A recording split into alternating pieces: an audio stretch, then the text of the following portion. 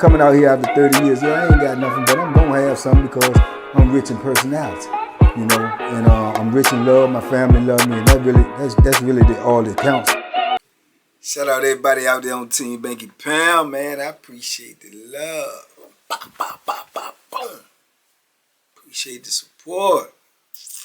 We out here, man. 33 years of prison stories. Cannot stop, will not stop. Got to keep going. We got to keep going. Every day we on this mission, man. We on this mission to push this positive energy, to get it out there, to make sure the young people is receiving it, make sure they're getting it. And that's what our mission is, man. So big love to everybody out there who are rocking with me, everybody out there who help support the platform, man. As I told y'all, I think I'm going to have to move that Morning Mud to the Twitch. Twitch still has a lot of things going on that I got to figure out, but we're going to work it out and figure it out. And the reason why I'm doing so is because YouTube, man, you know y'all my family. This the home base right here, but the Morning Mud, y'all not supporting it enough, meaning that it's not getting enough views, so it just brings the algorithm down, which is keeping us out of, you know, getting into bigger spaces. So that's the only reason why I'm going to move it. I'm going to move it to the Twitch in the morning, and I also still be on IG with it. But this the home right here. This the home base, man. This is what we're trying to grow. This is where the messages spread out further and wider.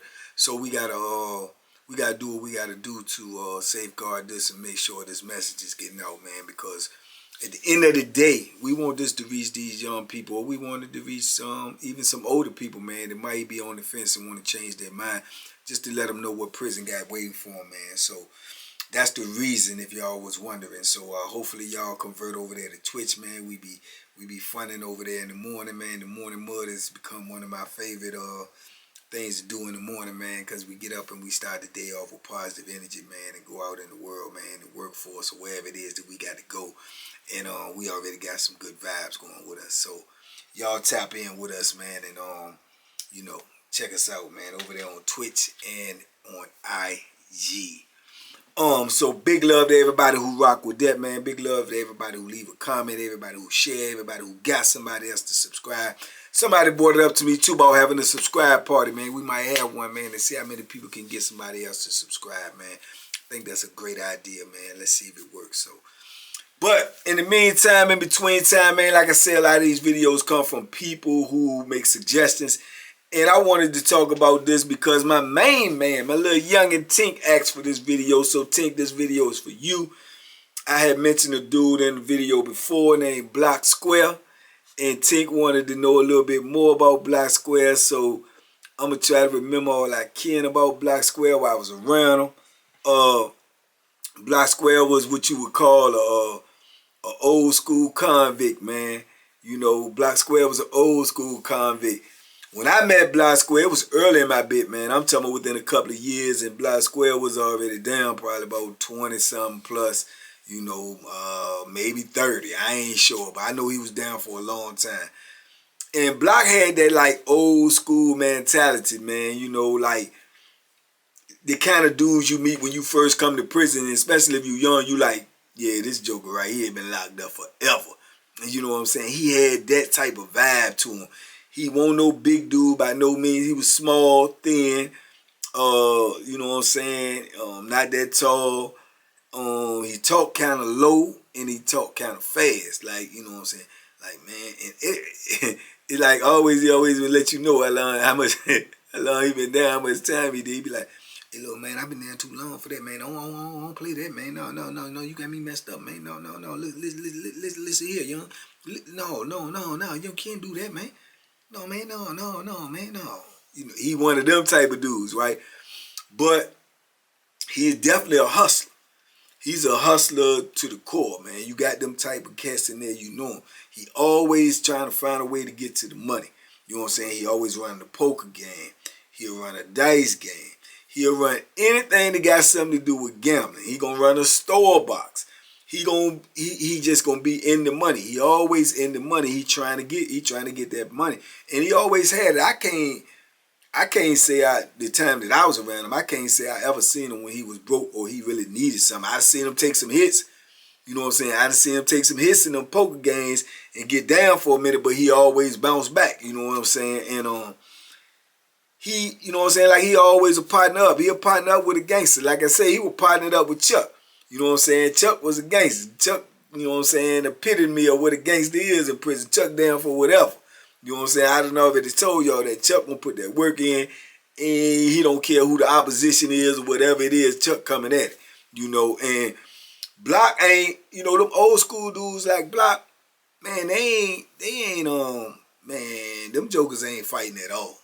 And when I tell you at all, I mean at all. Their whole beef, their whole, you know, disagreement with somebody, it's going to be Bethlehem play. Straight up. It's all about pushing that Bethlehem. It ain't like, we got a disagreement, come on, let's go in the cell. They don't do none of that.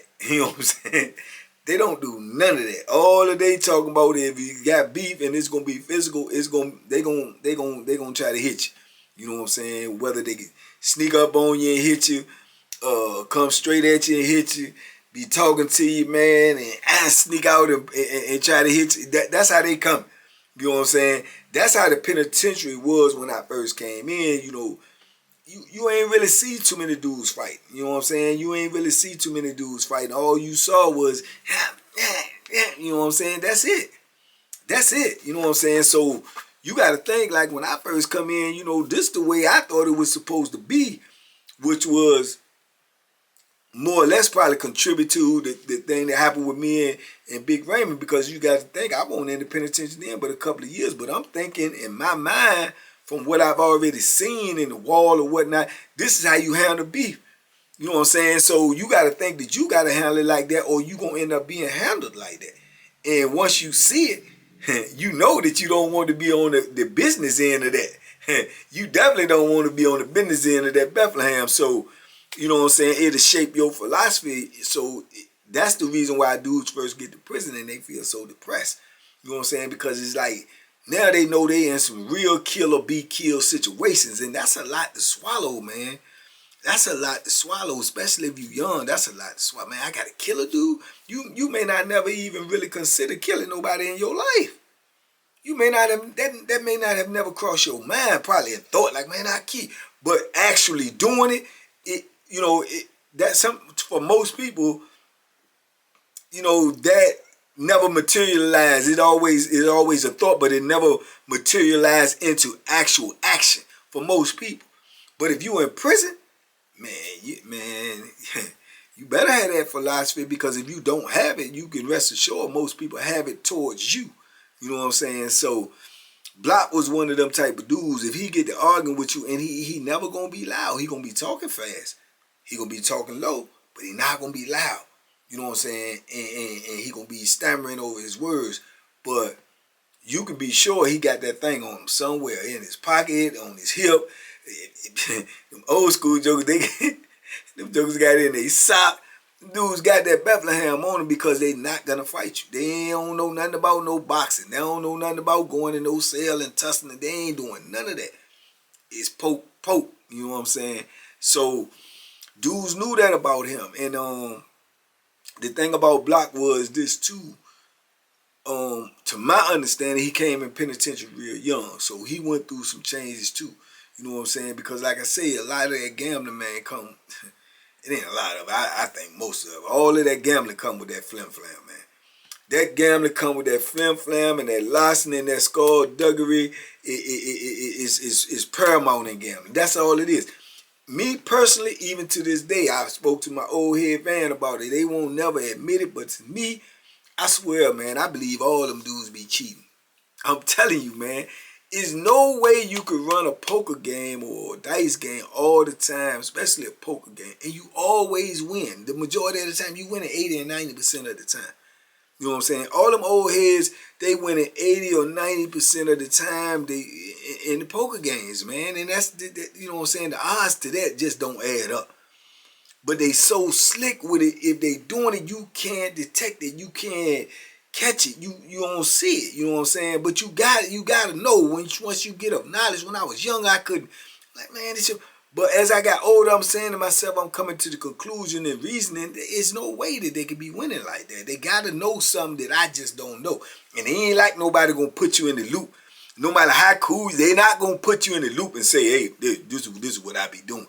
Nah, they know something though, dog. And Block had to know something. Because that's his whole hustle.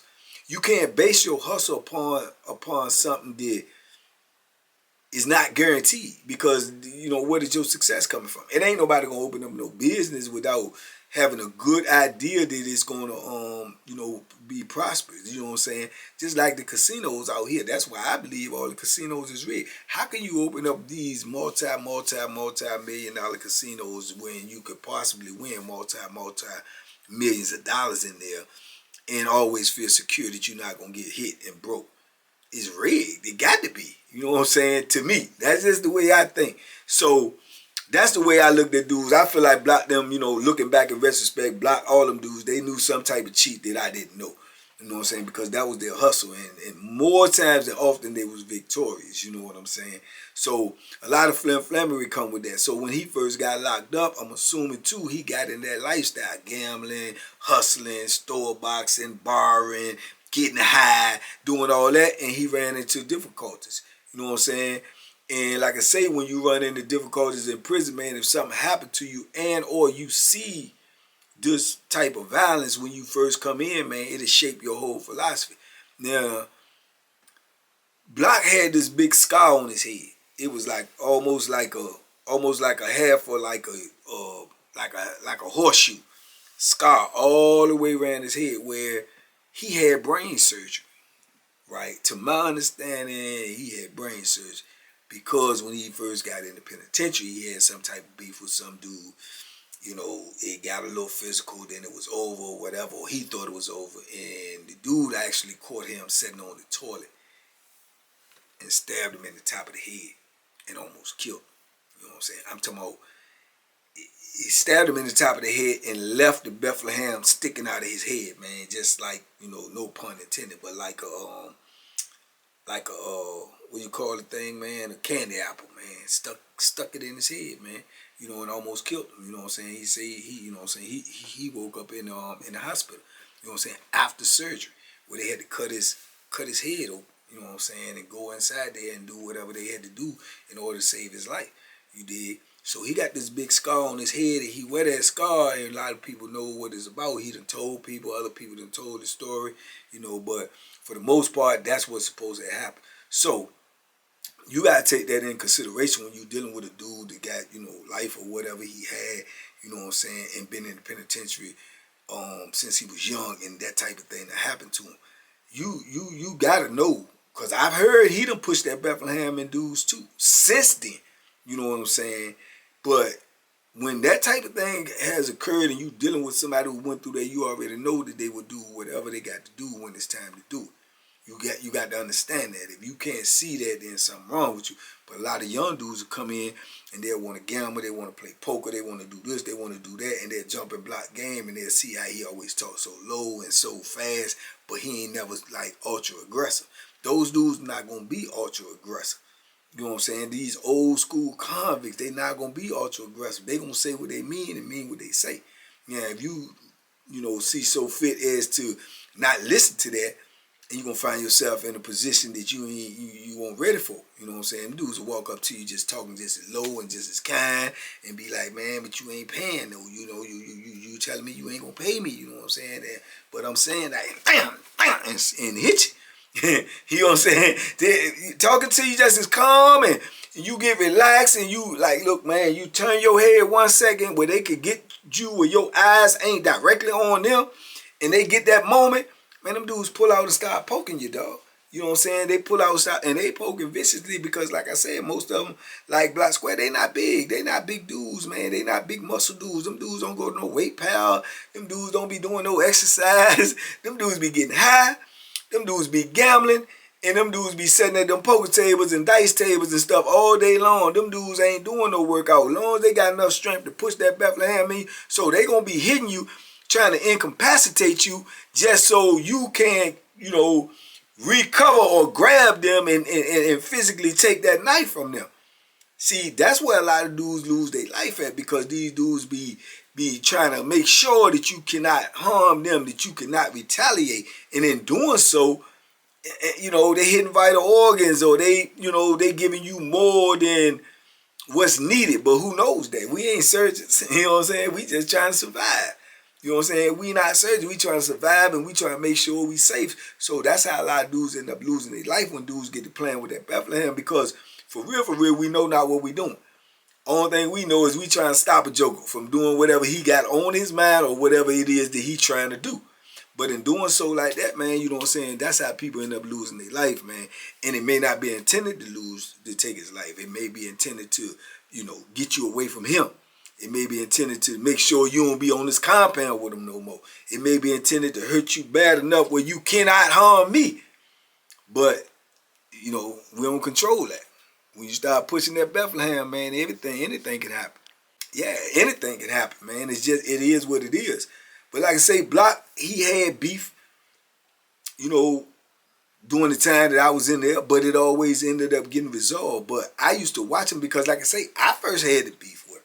You know what I'm saying? I had the beef with him with Chucky and all that, because I bucked on the game, because you know what I'm saying, I ain't had, you know what I'm saying? I had some of it, but I ain't had enough where I could give him what I lost. And I truly, honestly felt like I was cheated. You know what I'm saying? I felt like that. And if I feel like that, I'm going to go on that whether I'm right or wrong. I felt like I was cheated. If I feel like I'm cheating, I'm not giving you nothing. You know what I'm saying? And whatever going to happen is going to happen. But at the time, I'm just getting in there. I don't really know him. I don't know all the stuff I'm telling y'all now. I didn't know the history of him. I didn't know nothing. I'm looking at him like everybody else. I'm sizing him up. I know he an old time. I know I can tell the way he talking, the way he moved just at the poker. I know he old school. You understand? But I hadn't known nothing about him and Chucky affiliation. You know what I'm saying? That they partners, you know what I'm saying? And I ended up having to deal with Chucky. And I told y'all that story, how that went, you know what I'm saying? Woo, woo, woo. And that could have got way uglier than it was. You know what I'm saying? It just so happened me and him ended up clicking and we ended up becoming partners. And that was my dude, man. I would went to war for Chucky at the drop of a dime. He went to war for me. You know what I'm saying? But Block was his dude too. They was cool. You know what I'm saying? So, you know, dudes like that, they gon', you know what I'm saying, like I said, they gonna have somebody that's gonna go with them, man, because they hustle together. And it's a whole, like, it's a whole hustling community in the penitentiary. Everybody know the gambling crew. Everybody's one on every institution. These the dudes that's gonna get up every morning and their main objective is to flip some dollars. They're going to be playing that poker. They're going to be playing skin. They're going to be playing tonk. They're going to be playing bid whiz. They're going to be shooting dice. They're going to be whatever it is, running parlays, taking bets on games, running quarter boards, doing, what do you call the thing? Lottery boards, horse races, car races, basketball, football, baseball, soccer, tennis. These jokers is getting it. They getting it. You know what I'm saying? And a lot of these dudes brilliant, man. They could go on the street and run companies, man. It's just where their energy is focused at. When you put in a position where you ain't got nothing and you can't do nothing, you know what I'm saying? That's when most of your creativity, most of your thinking, you know, comes to light. And you find out how talented you are, how resourceful you are, how resilient you are. Prison will bring out these attributes in you. You know what I'm saying? Because of the need to survive. You know what I'm saying? And then you got a lot of these jokers, they was getting high on the street, man, and they done burnt bridges. Ain't nobody sending them no money. Ain't nobody coming and visit them. Ain't nobody, you know, checking for them. You know what I'm saying? So whatever they don't got, they ain't got. And they got to find a way to get it. And, you know, most of the time, you know, gambling is it. Because it ain't no future. And if you a stick-up kid and you come to prison, it ain't no future in it for you, bro. You ain't coming to prison and just be sticking up dudes. You might. I'm not saying you gonna do it. And you might do it. You might try to just even target your people. I'm just gonna get the white dudes. I'm just get the dude look weak. I can assure you, you're gonna run into one of them white dudes or one of them dudes that look weak or one of them dudes that you think is, he gonna get you, man.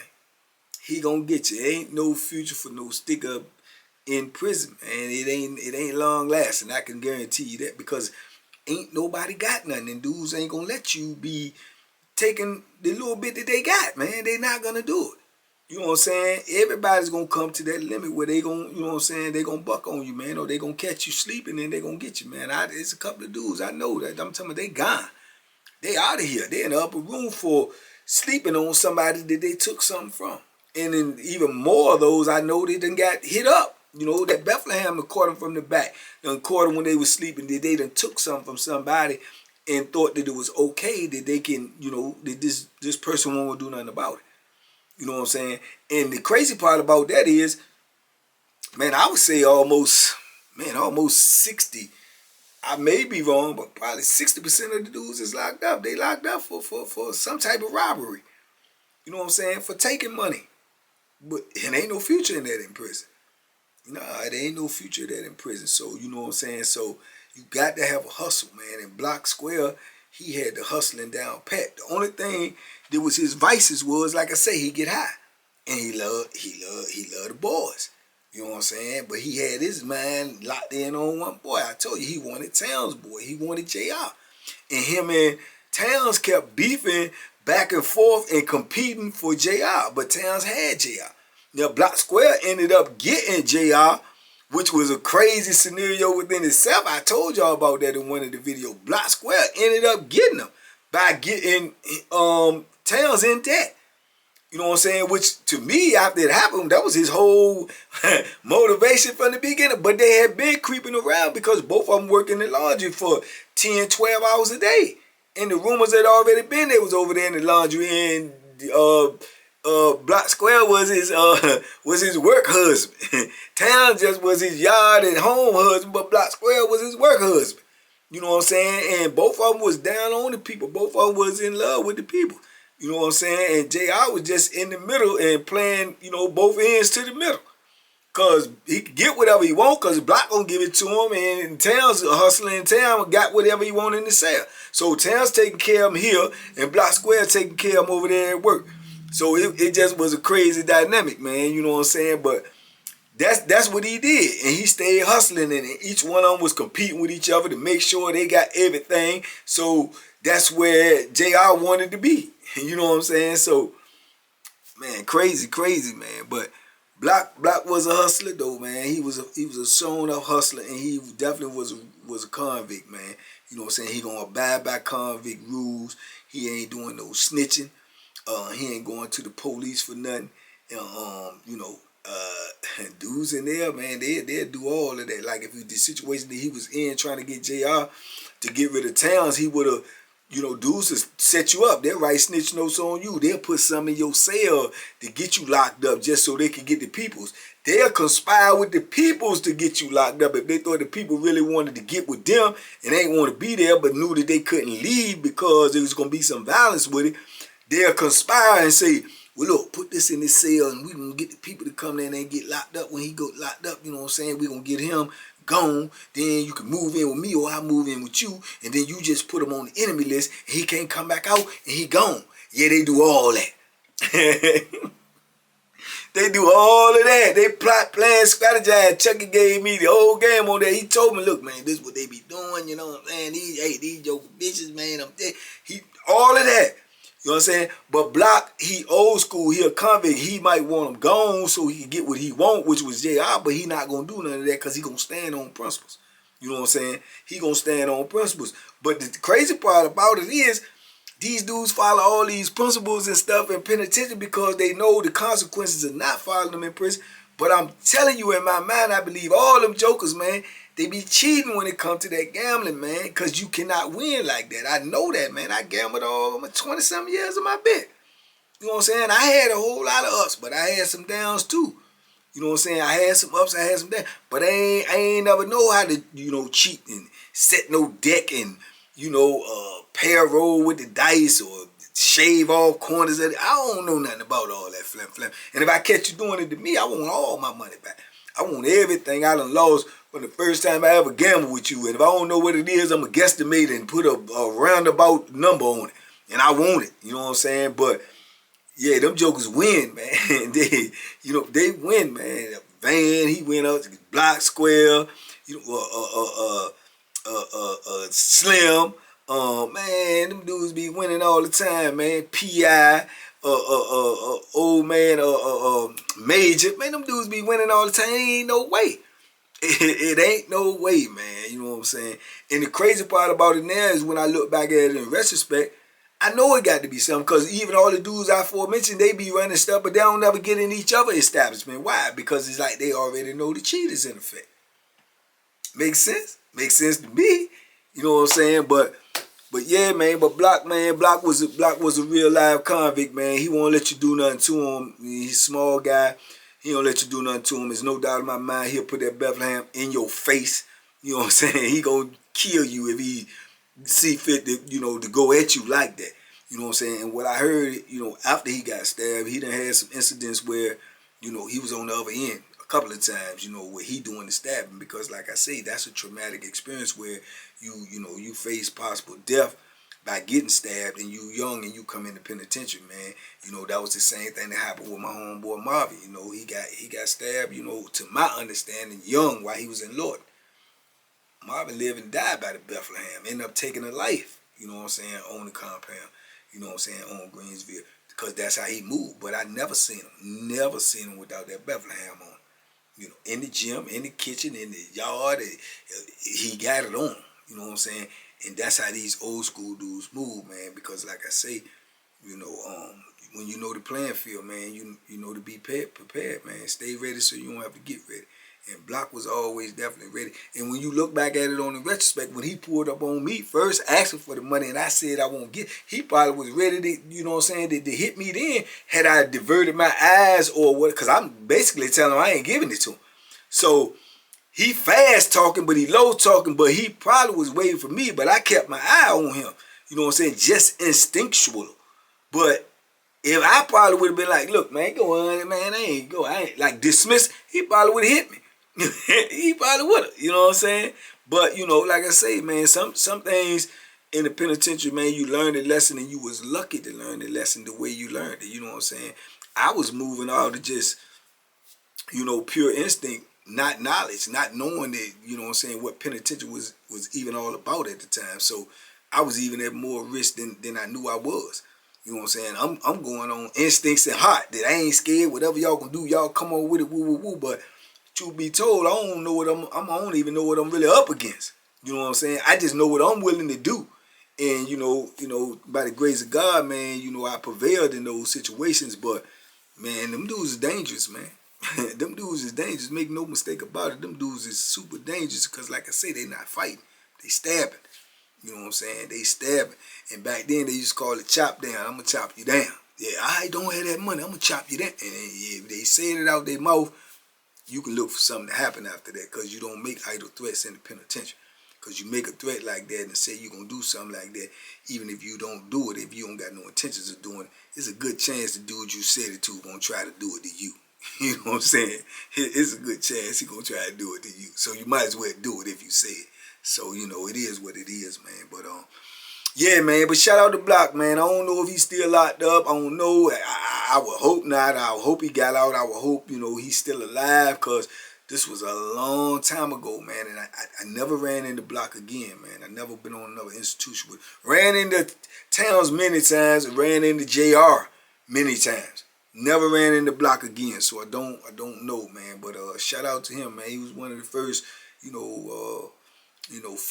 flat foot convict hustlers I met, man. And yeah, he was about what he was about, man. You know what I'm saying? And he ain't make no excuses, man. He made money. He ain't make no excuses though.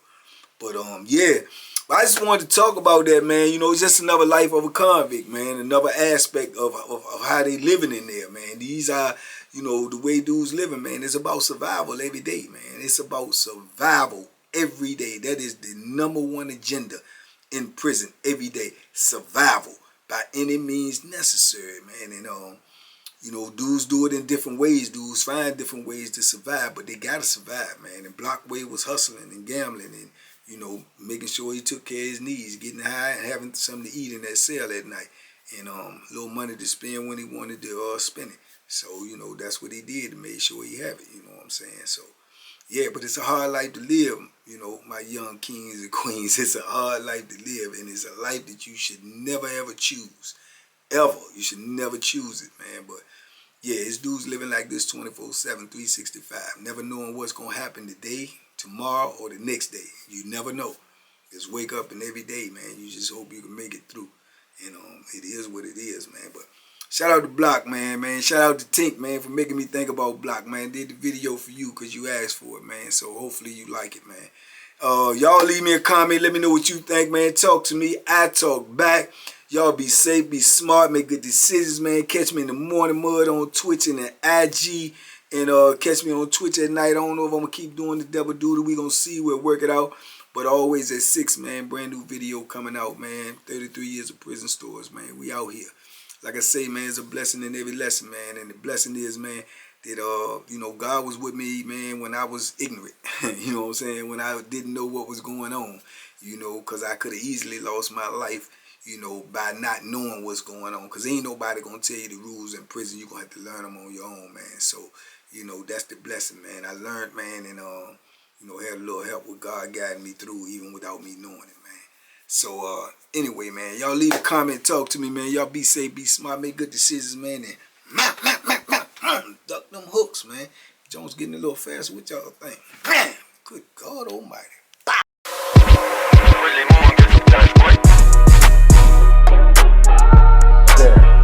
The Banky special. Yeah. Pure deliciousness. Pure deliciousness, man. My name is Banky, man. Everybody calls me Banky. That's the name that I got from my grandmother when I was young. I'm coming out here after 30 years. Yeah, I ain't got nothing, but I'm going to have something because I'm rich in personality, you know. And I'm rich in love. My family love me, and that's really all that counts.